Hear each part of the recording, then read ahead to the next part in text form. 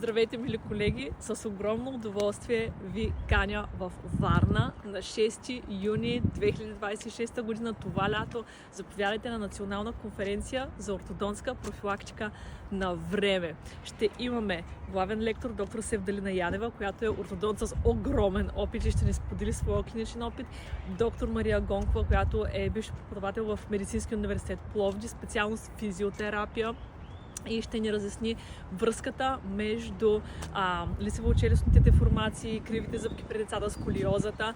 Заповядайте! Моята тема, аз съм доктор Биляна Титева, е орторесторативните случаи, или това са случаи, в които имаме нужда и от някакви директни възстановявания, например при хиподонтия, например при микродонтия, неправилна форма на зъбите. Заповядайте, ще бъде уникално събитие. Вече повече са записани всъщност са колеги, които се занимават с ортодонтия и дори преподаватели в университетите. Така че със сигурност ще бъде събитие, което ще запомните и ще поставим началото на нещо велико за България, на ортодонтската профилактика, на която се обръща внимание. Така заедно ще бъдем по-полезни за пациентите си. Благодаря. Очаквам ви на 6 юни.